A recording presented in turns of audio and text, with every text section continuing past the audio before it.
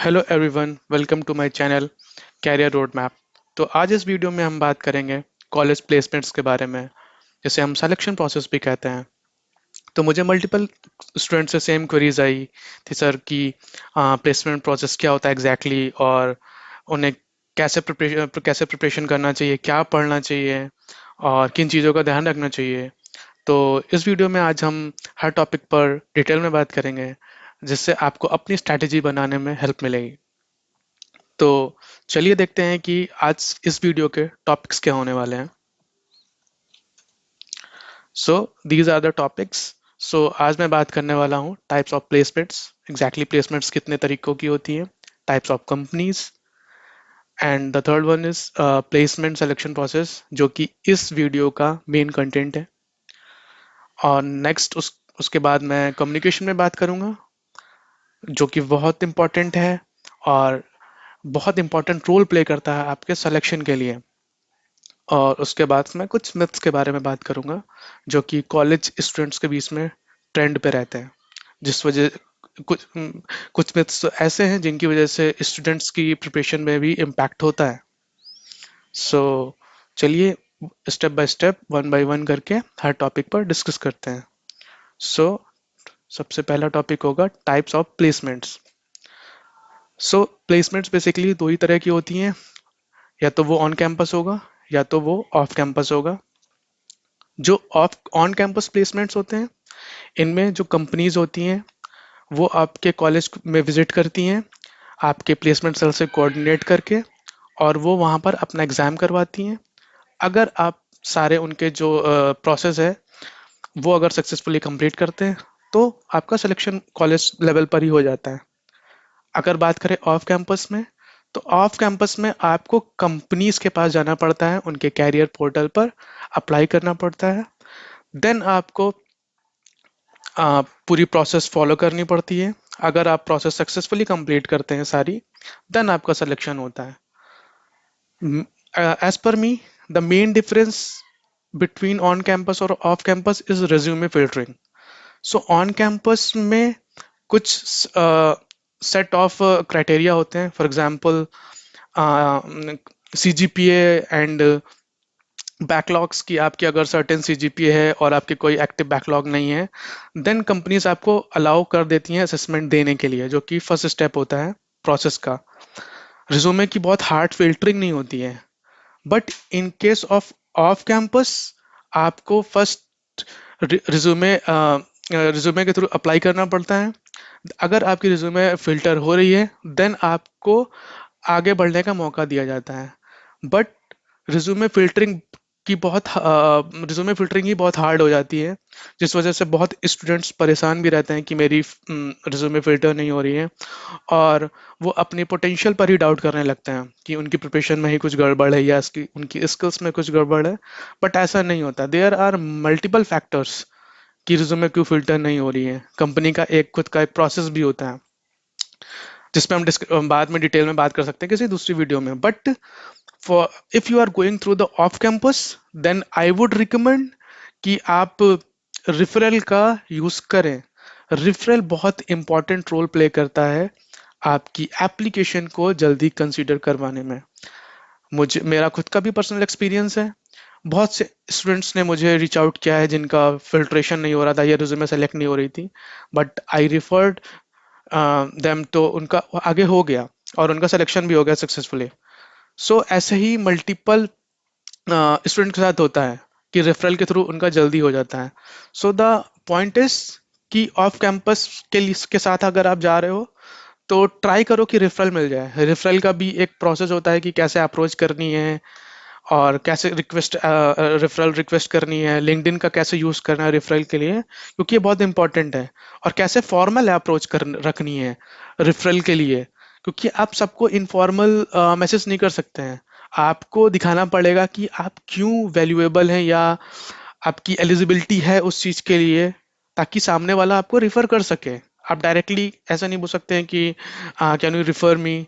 आपको थोड़ा डिटेल में उनको रिक्वेस्ट भेजनी पड़ेगी ताकि वो भी कन्विंस हो पाए आपको रिफ़र करने में। So I think these are the difference between on campus और ऑफ कैंपस। तो इतना बहुत जो जितना इंपॉर्टेंट था वो मैंने यहाँ डिस्कस कर दिया है। इसके अलावा आपको और डिटेल में जानना है तो आप गूगल कर सकते हो, but I think this would be sufficient for you to understand between on campus और ऑफ कैंपस। इसके बाद हम नेक्स्ट टॉपिक पर बढ़ सकते हैं। The next topic would be types of companies. So majorly दो ही तरह की कंपनीज विजिट करती हैं, product based companies and service based companies. मैं यहाँ पर एक ब्रीफ एक्सप्लेनेशन दे रहा हूँ जिससे आपको एक आइडिया हो पाए कि एग्जैक्टली डिफरेंस क्या होता है। जो प्रोडक्ट बेस्ड कंपनीज हैं वो खुद के प्रोडक्ट्स डेवलप करती हैं और उन्हें दूसरी कंपनीज को सेल करती हैं। जो सर्विस बेस्ड कंपनीज हैं वो दूसरे किसी भी कंपनी को अपनी सर्विस प्रोवाइड कराती हैं। ओके, अगर मैं एक एक एग्जांपल दूं तो प्रोडक्ट बेस्ड कंपनीज जैसे अमेजोन है, जैसे उसका एक क्लाउड है एडब्ल्यू एस अपने खुद के प्रोडक्ट्स देता है और अदर कंपनीज उनके क्लाउड के प्रोडक्ट्स को यूज करती हैं। अगर मैं सर्विस बेस्ड कंपनीज का एग्जांपल दूं तो जैसे फॉर एग्जांपल कोई बैंक है और बैंक को कोई स्पेसिफिक सॉफ्टवेयर चाहिए या कुछ एप्लीकेशन चाहिए अपने सिस्टम पर या अपने जो उनका एक प्रोसेस है बैंकिंग प्रोसेस उसके लिए, देन जो सर्विस बेस्ड कंपनीज है वो कॉन्ट्रैक्ट लेती हैं और उस पर काम करती हैं कॉन्ट्रैक्ट बेसिस पर। कभी कभी जो सर्विस बेस्ड कंपनीज हैं उस उस कॉन्ट्रैक्ट प्रोसेस को पूरा करने के लिए प्रोडक्ट बेस्ड कंपनीज के प्रोडक्ट भी यूज करती हैं। So these are the basic difference कि वो खुद के प्रोडक्ट भी करती हैं बट सर्विस बेस्ड कंपनीज दूसरे को सर्विस प्रोवाइड कराती हैं। आप गूगल करोगे आपको इसके बारे में डिटेल में इंफॉर्मेशन मिल जाएगी, बट ये एक रोड मैप मैं बता रहा हूँ तो मैंने एक बेसिक एग्जांपल आपको दे दिया जिससे जिससे आपको एक आइडिया मिल जाए। बहुत लोग कोशिश करते हैं कि प्रोडक्ट बेस्ड कंपनी में जॉब करें क्योंकि वहाँ के पर्क्स और वहाँ के पे स्केल काफ़ी अच्छे होते हैं। सर्विस बेस्ड भी बहुत सारी अच्छी कंपनीज हैं, तो किसी भी कंपनी में आप जाओ स्विच कर सकते हो। सो इट डजेंट मैटर कि किस कंपनी में कि आपको इसी कंपनी में जाना है या किसी प्रोडक्ट बेस्ड में ही जाना है। सो कोई भी कंपनी अच्छी हो सकती है। प्रोडक्ट बेस्ड और सर्विस बेस्ड से किसी पर टैग नहीं लगता है, बट हाँ फ्यू डिफरेंसेस होते हैं। तो इतना हो गया है, इससे आपको एक डिफरेंस पता चल गया होगा। नेक्स्ट टॉपिक पर हम बढ़ते हैं। ये है ये है मेन कंटेंट इस वीडियो का, प्लेसमेंट प्रोसेस के बारे में कि एग्जैक्टली प्रोसेस होती क्या है। तो जो मैं एज पर मी मैंने प्रोसेस को दो मेजर राउंड में रखा हुआ है। एक होता है ऑनलाइन असेसमेंट जिसमें आपकी कोडिंग एबिलिटी और एप्टीट्यूड एबिलिटी को टेस्ट किया जाता है। देन मेजर राउंड सेकंड में इंटरव्यू होता है जिसमें आपके technical plus HR and managerial aspect को देखा जाता है कि आप कितने एबल हो चीज़ों को करने में। ठीक है, अब वन बाय वन मैं एक एक मेजर राउंड के बारे में डिस्कस करूंगा, उनके जो सब राउंड्स होते हैं उनके बारे में डिस्कस करूंगा, तो आपको एक ओवरव्यू मिल जाएगा कि कैसे प्रोसेस काम करता है। तो अगर मैं पहले मेजर राउंड की बात करूं तो ये हो गया ऑनलाइन असेसमेंट। ऑनलाइन असेसमेंट पहला दरवाजा होता है, जैसे आप समझ लो। उसमें दो सब राउंड्स होते हैं। पहला होता है कोडिंग टेस्ट और दूसरा होता है एप्टीट्यूड टेस्ट। ठीक है, कोडिंग टेस्ट के लिए क्या पढ़ना चाहिए, ठीक है, ये मेन क्वेश्चन होता है। तो बेसिकली आपकी एक प्राइमरी लैंग्वेज होनी चाहिए, फॉर एग्जांपल C++। देन आपको उसी लैंग्वेज में डीएसए इम्प्लीमेंट करना चाहिए। उसके बाद जब ये दो चीजें हो जाएं देन आप किसी भी एक प्लेटफॉर्म पर कोडिंग लेवल पे प्रैक्टिस कर सकते हैं, कॉन्टेस्ट में पार्टिसिपेट कर सकते हैं। ये मैंने आपको एक ओवरव्यू दे दिया है कि ऐसे करना होता है। स्टेप बाय स्टेप चलना रहता है क्योंकि मेजॉरिटी स्टूडेंट्स आते हैं कि कोडिंग नहीं हो रही है या नहीं समझ में आ रहा है। ये चीज़ रैंडम नहीं है, इसकी आपको स्ट्रैटेजी बनानी पड़ेगी, इसका डिस्कस करना पड़ेगा। जो भी एक्सपर्ट है या आपके कोई सीनियर है जिन्होंने करके रखी है उनसे समझना पड़ेगा और समझ समझ के एक स्ट्रैटेजी बना के रिसर्च आपको थोड़ी करनी पड़ेगी। आपको कुछ कोर्सेज देखने पड़ेंगे जो बेस्ट कोर्सेज हैं जो कि अच्छे टीचर्स ने पढ़ाए हुए हैं। उन कोर्स को लेकर अपनी जो आपकी अंडरस्टैंडिंग है उसको मजबूत करना पड़ेगा। धीरे धीरे करके ग्रेजुअली आपको इसमें एक्सपर्टीज होगी। ऐसा नहीं होगा कि आप आज कोडिंग स्टार्ट कर रहे हो और आप कल एक्सपर्ट बन जाओगे। This is not possible. It will take time. और तभी स्टूडेंट पैनिक कर जाते हैं, क्योंकि वो ऐसा होता है कि वो बेसिक पढ़ते हैं देन वो कॉन्टेस्ट पे पार्टिसिपेट करने चल जाते हैं। ऐसे नहीं होता है, क्योंकि आप ऐसे करोगे तो आप केवल पैनिक होगे और अपनी पोटेंशियल पर शक करोगे कि मुझे ही नहीं आता है। बट एक्चुअल में क्या हो रहा है कि आपने प्रॉपर पढ़ा ही नहीं है कोडिंग। और कोई भी चीज़ हो, सबको एक पढ़ने का तरीका होता है। तो सबसे पहले रिसर्च करनी है आपको। थोड़ी रिसर्च करिए, अपनी खुद की एक स्ट्रैटेजी बनाइए। अच्छे तरह से रिसर्च करने के बाद, स्ट्रैटेजी बनने के बाद उस पर स्टिक रहिए। बार बार आप अपने फ्लक्चुएशन मत करिए कि नहीं अभी ये पढ़। आप आपने एक स्ट्रैटेजी बनाई, थोड़ा पढ़ा, देन फिर आपने किसी की बात सुनी, फिर वो छोड़ दिया। फिर ध्यान आया कि वो तो बात मैंने गलत ही फॉलो कर ली थी, फिर आपने दोबारा अपनी स्ट्रैटेजी बनाई। ऐसा करेंगे तो आपका कभी कंप्लीट ही नहीं हो पाएगा 4 सालों में। कंप्लीट तो नहीं हो पाता किसी का भी, बट हाँ, इतनी एक्सपर्टीज हो जाती है कि वो कोडिंग जो असेसमेंट राउंड होता है वो निकाल लेता है। सॉरी। तो सबसे बढ़िया है जो मैंने बोला, रिसर्च करिए, डिस्कस करिए। अगर कोई डिस्कस करने के लिए अवेलेबल है, अपनी स्ट्रैटेजी बनाइए, अपनी स्ट्रैटेजीज पर स्टिक रहिए। आप अपने आप में इंप्रूवमेंट देखेंगे, this is for sure. But लेकिन टाइम देना पड़ेगा। विदाउट टाइम ये पॉसिबल नहीं है कि आप 2 दिन में सब सीख जाओ। ऐसा नहीं होता है। तो जैसे ही आपका कोडिंग राउंड हो जाता है, उसके बाद आपका एप्टीट्यूड राउंड होता है। तो एप्टीट्यूड राउंड में आपकी बेसिकली न्यूमेरिकल एबिलिटी चेक की जाती है और वर्बल एबिलिटी चेक की जाती है। ये भी एक चीज, एक ये भी ऐसा है कि ये आपको एक दिन में नहीं आएगा।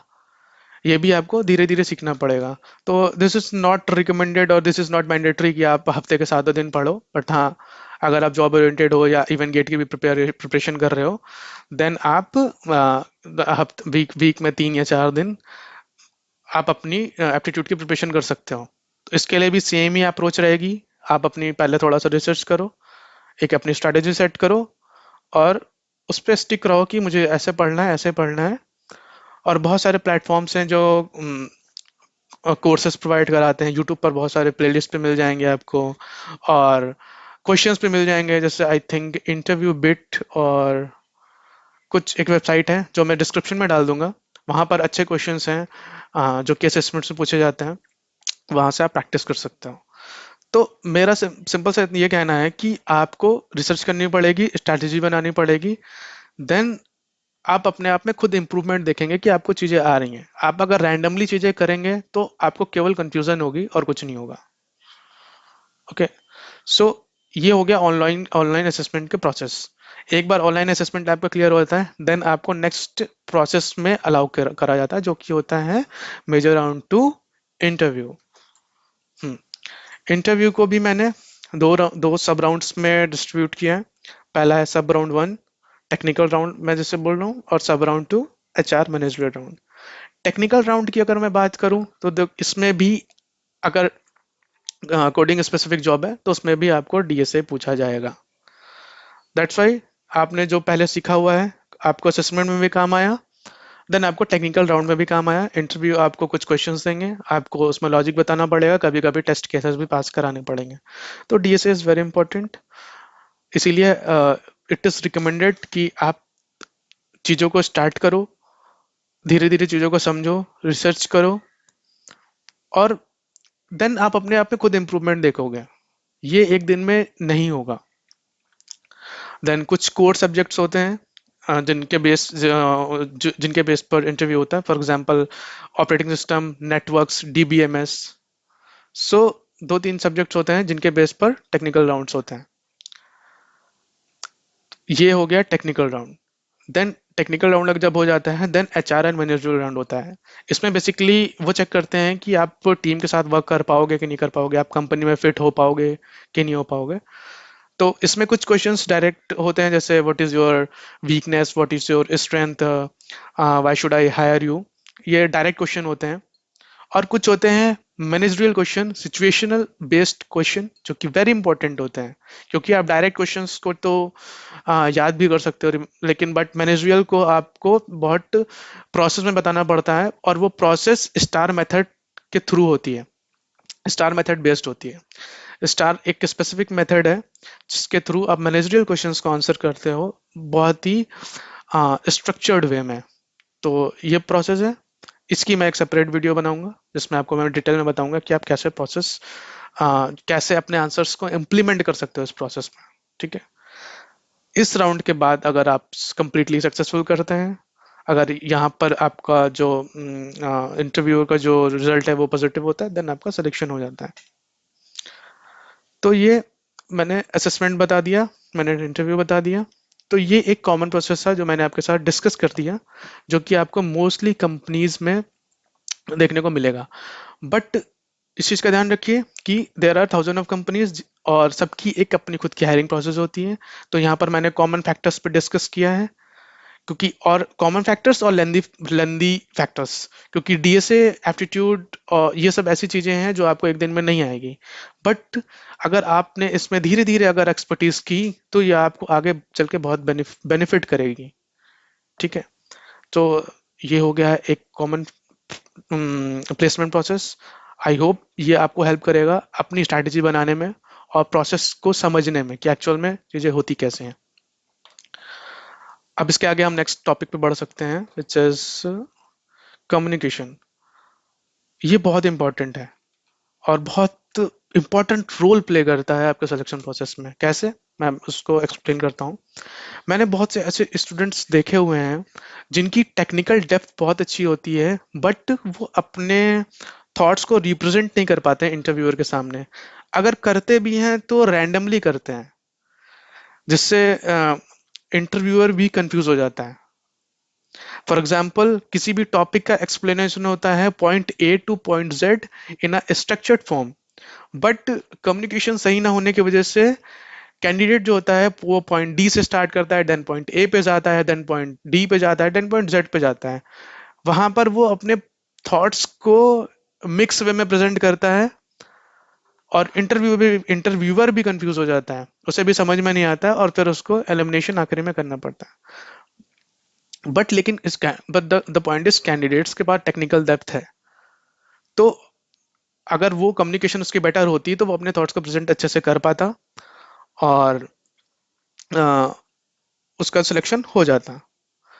लेकिन ये कोई बहुत बड़ी बड़ी प्रॉब्लम नहीं है, ये प्रॉब्लम सॉल्व हो सकती है, क्योंकि हर प्रॉब्लम का एक सोल्यूशन होता है।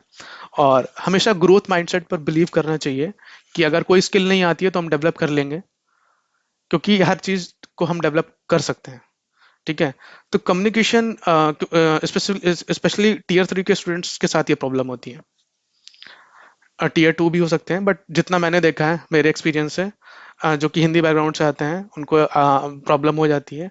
बट मैं भी हिंदी बैकग्राउंड से था, मैंने भी प्रैक्टिस की और अ, मैंने भी अपनी कम्युनिकेशन को डेवलप किया।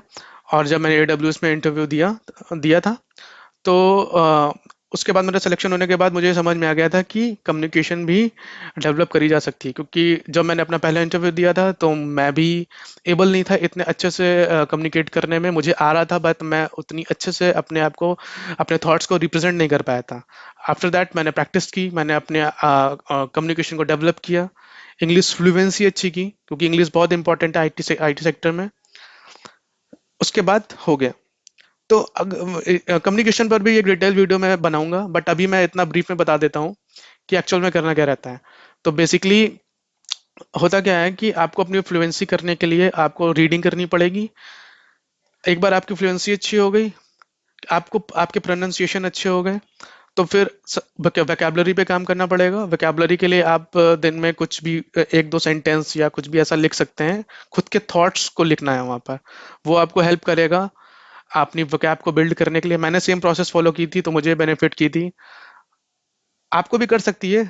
बट आपको एक्सपेरिमेंट करना पड़ेगा कि ये कर रही है कि नहीं। अगर नहीं कर रही है तो बहुत सारे अलग प्रोसेस भी हैं, आप यूट्यूब पर सर्च कर सकते हो या गूगल कर सकते हो, चैट जीपीटी का भी यूज कर सकते हो। तो at that my time chat GPT नहीं था, बट अभी तो चैट जीपीटी है, तो चैट जीपीटी का भी यूज कर सकते हो। तो क्या the conclusion is communication develop हो सकती है, बट आपको एफर्ट्स डालने पड़ेंगे। जैसे कि आप डीएसए और एप्टीट्यूड के लिए डालेंगे, कोर सब्जेक्ट के लिए डालेंगे, वैसे आपको कम्युनिकेशन के लिए भी एफर्ट्स डालने पड़ेंगे। और ये ध्यान रखिए कि कम्युनिकेशन बहुत बड़ा रोल प्ले करता है आपके सिलेक्शन प्रोसेस में, क्योंकि मेजॉरिटी ऑफ कंपनीज में इंग्लिश ही अलाउ रहती है। तो इंग्लिश में आपको प्रैक्टिस करनी पड़ेगी। आप चाहोगे भी तो आप हिंदी में नहीं बोल पाओगे। तो आप जितना प्रैक्टिस करोगे आप उतना प्रैक्टिस अपने आप को परफेक्ट बनाओगे। सो इसको एज अ बस स्किल देखिए, जैसे आपने बहुत सारे स्किल सीखी हैं जैसे DSA, web D and everything skill है, इसको भी एज अ स्किल देखिए कि आपको ये स्किल डेवलप करनी है और ये आपको आपके प्रोसेस में हेल्प करेगी। That's it. So I hope ये पॉइंट आपको क्लियर होगा। नेक्स्ट टॉपिक पर हम बात करते हैं मिथ्स, जो कि बहुत इंपॉर्टेंट टॉपिक है। जिस पे मैं अच्छे से बात करूंगा, क्योंकि बहुत सारे स्टूडेंट्स इन मिथ्स में बंधे रहते हैं, इन मिथ्स की वजह से अपनी प्रिपरेशन को इम्पैक्ट करते हैं। तो वन बाय वन मैं करता हूँ। सबसे पहले सीजीपीए एंड बैकलॉग्स। कई first year and second year student से मैंने सुना है सीजीपीए मैटर नहीं करती है, ये वो, but the thing is CGPA matter करती है बहुत। अब मोस्टली कंपनीज का एक क्राइटेरिया हो गया है कि सर्टेन आपकी सीजीपीए होनी चाहिए, अदरवाइज आप अलाउ नहीं, आप वो आपको अलाउ नहीं करेंगे असेसमेंट में बैठने के लिए। तो हमेशा ट्राई करिए कि एक अपनी एक सीजीपीए मेंटेन करिए, ताकि आपको आगे चल के कोई प्रॉब्लम ना हो। क्योंकि आप कितना भी अगर आपकी सीजीपीए एकदम लो है और आप कितना भी कोडिंग में एक्सपर्ट हैं, असेसमेंट एप्टीट्यूड में एक्सपर्ट है, बट आपको असेसमेंट देने का मौका नहीं मिल रहा है, तो फिर क्या ही फायदा होगा। तो आई एम नॉट सेइंग कि आपको टॉप करना है, बट एक अपनी एक सीजीपी मेंटेन करिए ताकि आपको कोई चल के आगे प्रॉब्लम ना हो। Then come to the backlogs, जिसे हम बैक्स भी बोलते हैं। बैकलॉग्स भी बहुत रोल प्ले करती हैं। तो कुछ कंपनीज होती हैं जो कि अगर एक्टिव बैकलॉग्स हो तो वो अलाउ नहीं करती हैं। तो ध्यान रखिए कि बैक नहीं है, उतनी प्रिपरेशन कर लीजिए, क्योंकि 6 महीने तो कोई बढ़ता नहीं है, पढ़ता लास्ट के 15-20 डेज ही है। तो इतना पढ़ लीजिए कि बैक नहीं है। अगर आ भी गई है तो कोई प्रॉब्लम की बात नहीं है। तो अब आप कुछ कर नहीं सकते हैं, बट आ गई है तो ये मत सोचिए कि अब आगे कुछ नहीं हो पाएगा, सब कुछ खत्म हो गया। नहीं, ऐसा कुछ नहीं होता है। आप ट्राई करिए कि fourth with in fourth year वो सारे बैक्स क्लियर कर लीजिए। मेरे भी बहुत से फ्रेंड थे जिनकी बैक्स आई थी, उन्होंने विद इन फोर्थ ईयर वो सारी बैक्स क्लियर कर ली, देन उन्होंने कहीं पर ज्वाइन भी कर लिया। तो इट्स पॉसिबल कि बैकलॉग क्लियर हो जाती है और उसके बाद जॉब भी लग जाती है, बट ध्यान रहे कि बैकलॉग नहीं आए तो अच्छी बात है, क्योंकि ये एक्स्ट्रा बर्डन हो जाता है और कुछ नहीं। ठीक है। अब नेक्स्ट मिथ की बात करते हैं, tier 3 fear. Tier actually tier 3 students को ये रहता है कि वी आर फ्रॉम टीयर 3, तो हम आगे कुछ नहीं कर सकते, या हम PB product based company join नहीं कर सकते हैं। बट द थिंग इज आप कर सकते हो, बट आपको एफर्ट ज़्यादा देना पड़ेगा। कम मे बी कंपनीज आपको कॉलेज में डायरेक्ट विजिट नहीं करेंगी, बट आप कंपनीज के पोर्टल पे जाके कर सकते हो। दूसरा, रेफरल ले सकते हो। बहुत बहुत सारे तरीके हैं, बट हाँ यहाँ पर एफर्ट ज़्यादा लगते हैं, बट पॉसिबल होता है। ठीक है। मैंने भी टीयर 3 से AWS ज्वाइन किया था। एट दैट टाइम जब मेरा इंटरव्यू चल रहा था तो मुझे भी ये बोला गया था कि नहीं लेके जाएगी, टीयर 3 को नहीं प्रेफर करती है। बट जितना भी मैंने अपना 100% दिया और हो गया मेरा। सो इट्स पॉसिबल, बस आपको अपनी स्किल्ड पे काम करना पड़ेगा। आपको थोड़ा सा एक्स्ट्रा एफर्ट करने पड़ेंगे रेफरल के लिए या रिज्यूमे फिल्टरिंग के लिए, और रीच आउट्स करने पड़ेंगे एक्सपर्ट्स को जो कि उस कंपनी में है या उस फील्ड में है। मे बी हर जगह से आपको रिस्पॉन्स नहीं आएगा, लिंक्डइन पर स्पेसिफिकली, लिंक्डइन पर, बट कुछ लोग होते हैं जो हेल्प कर देते हैं। सो आपको अवेयर रहना पड़ेगा, एफर्ट डालने पड़ेंगे, और ये पॉसिबल होता है। अगर आपको करना है तो पॉसिबल है, अगर नहीं करना, एक्सक्यूजेस बनाने हैं, तो फिर उसका कोई फायदा नहीं है। अगर आते हैं फिर नेक्स्ट मिथ पर, स्लो लर्नर। कभी कभी ऐसा होता है कि कुछ स्टूडेंट्स की सीखने की जो पेस होती है वो थोड़ी सी स्लो होती है, अदर देन अदर स्टूडेंट्स और कैंडिडेट्स।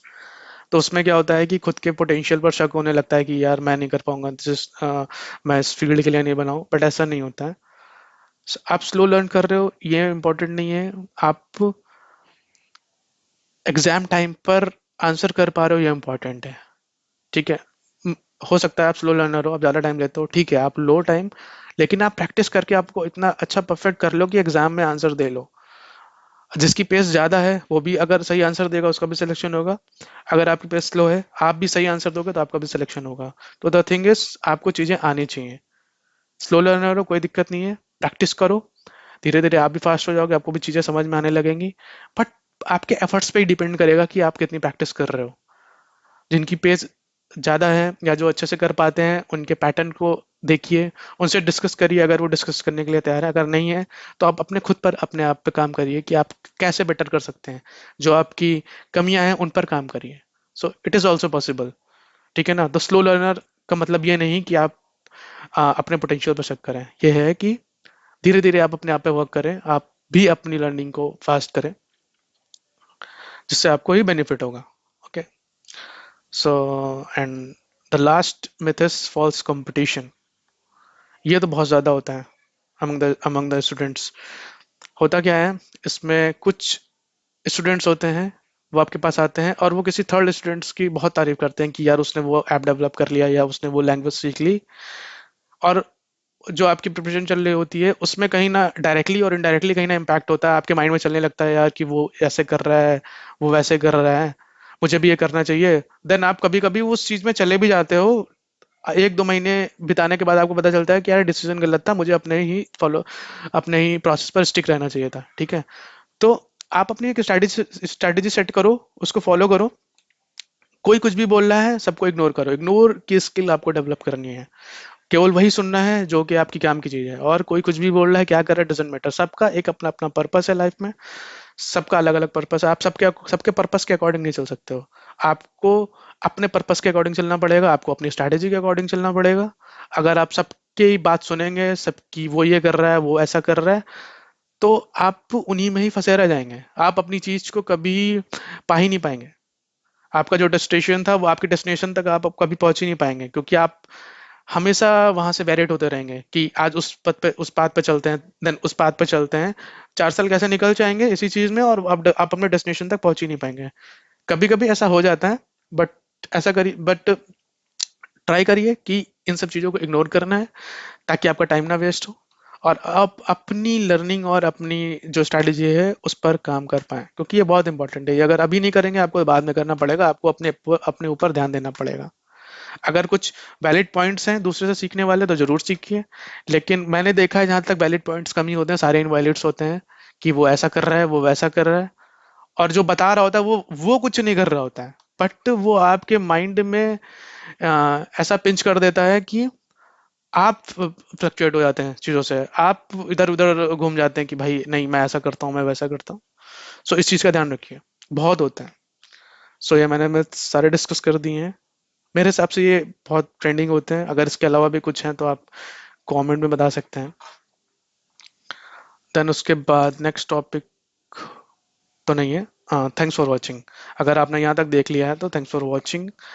और कोई भी सजेशन हो आप कमेंट सेक्शन में डाल सकते हैं।